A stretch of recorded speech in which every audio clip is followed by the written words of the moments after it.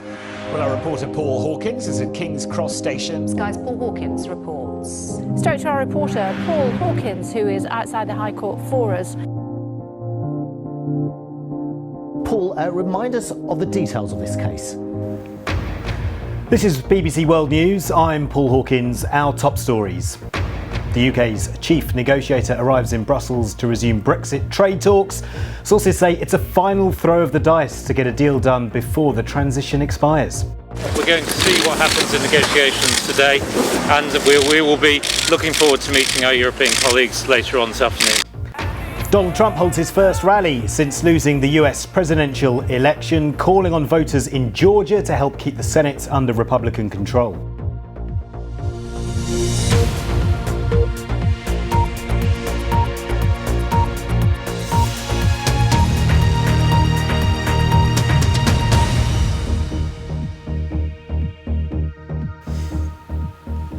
Hello and welcome to BBC World News. We begin in Brussels, where the UK's chief negotiator, Lord Frost, has arrived to resume last-minute talks with his EU counterpart, Michel Barnier, to get a post-Brexit trade deal done. On Saturday night, the UK Prime Minister Boris Johnson and the President of the European Commission, Ursula von der Leyen, failed to reach an agreement. Our political correspondent Jonathan Blake reports. And this is the electoral map of the United States, James. Those states that are in red are projected to win for Donald Trump. The ones in blue projected to win for Joe Biden, but the ones we're interested in are the ones in grey. So Nevada, Arizona, Pennsylvania, North Carolina and Georgia. Also Alaska down here, but we're going to ignore that for the purposes of these maths because that's worth only 3 electoral college votes, and it's likely to come in for Donald Trump, who isn't happy because he's only on 214 electoral college votes. He needs 270 to retain the presidency, so he needs 56 electoral college votes, which means that really his path to retaining the White House is much narrower. Joe Biden, on the other hand, he only needs 17 electoral college seats. Back now to our reporter, Paul Hawkins, who is outside the High Court for us.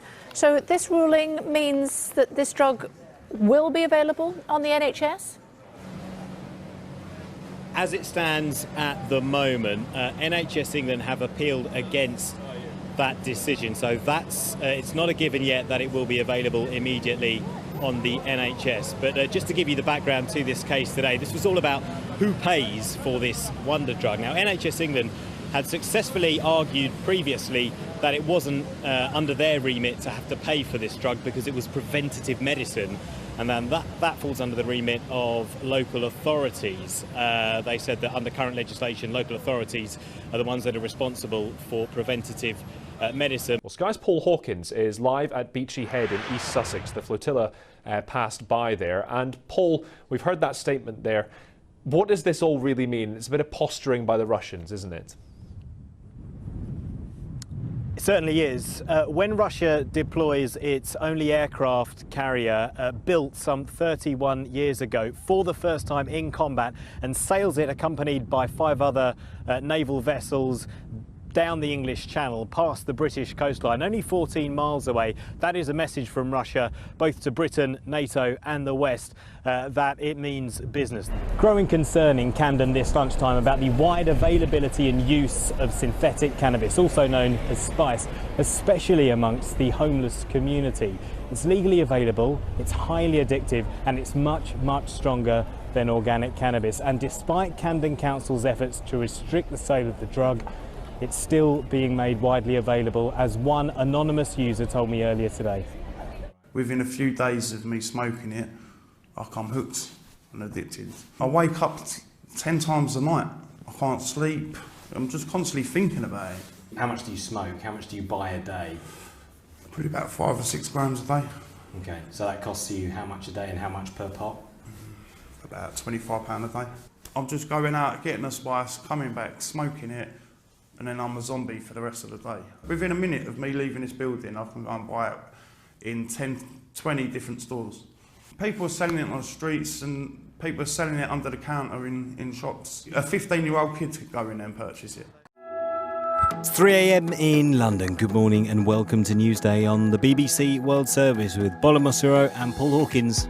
It is 10 to 9 in the evening here in San Jose, in the capital of Costa Rica. I'm standing in front of the Supremo Tribunal de Selecciones, which is basically the home of the organisation that runs the elections in Costa Rica. I'm actually here with Carlos Alvarado, supporter.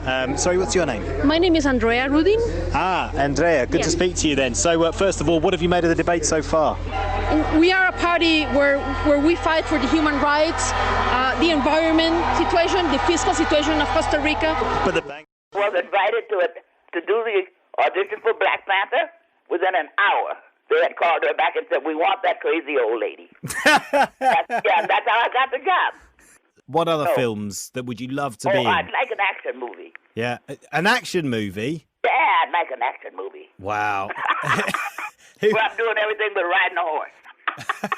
And what was your name again? My name's Paul, Dorothy. All right. Oh, what are we doing? Are we on? Is this an interview? Or what are we going to This is an interview for BBC Radio, International BBC? Radio. Yeah, BBC. Oh my Lord! Oh, wait a minute. Oh my Lord! There's hundreds of millions of people listening all over the world. Oh, great.